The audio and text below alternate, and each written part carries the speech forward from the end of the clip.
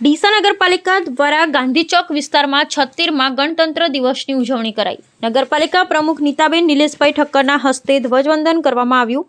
Deesa Maharana Pratap high school ખાતે શિક્ષક સમિતિના ચેરમેન ભારતીબેન ભરતભાઈ પટેલના હસ્તે ધ્વજવંદન કરવામાં આવ્યું। ડીસા નગરપાલિકાના ચૂંટાયેલા સભ્યો સહિત મોટી સંખ્યામાં આગેવાનો ઉપસ્થિત રહી તિરંગાને સલામી આપી 76માં ગણતંત્ર દિવસની ઉજવણી કરાઈ।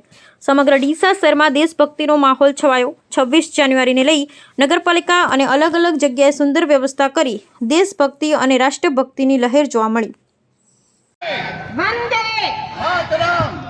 આજના 76મા ગણતંત્ર દિન નિમિત્તે ધ્વજવંદન કાર્યક્રમમાં ઉપસ્થિત નગરના સન્માનીય નગરજનો, નગરપાલિકાના સદસ્યશ્રીઓ, પત્રકાર મિત્રો, કર્મચારી મિત્રો તેમજ ઉપસ્થિત ભાઈઓ, બહેનો અને વહાલા બાળકોનું હું હાર્દિક સ્વાગત કરું છું।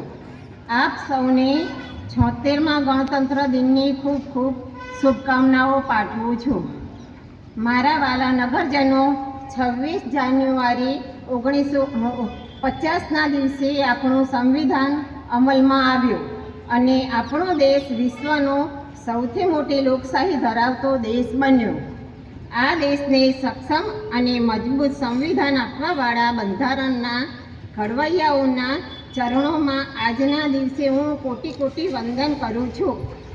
આજના દિવસે મને જણાવતા વિશેષ આનંદ થાય છે કે ડીસાના નગરજનોની સુખાકારી અને ડીસા નગરનો વિકાસ દિન પ્રતિદિન વધે તે માટે ડીસા નગરપાલિકાના દ્વારા આગામી સમયમાં અનેક કામોનું આયોજન કરવામાં આવેલ છે, જેવા કે રૂપિયા 3.28 કરોડના ખર્ચે ભારત માતા ગાર્ડનનું ખાતમુહૂર્ત કરી દેવામાં આવેલ છે।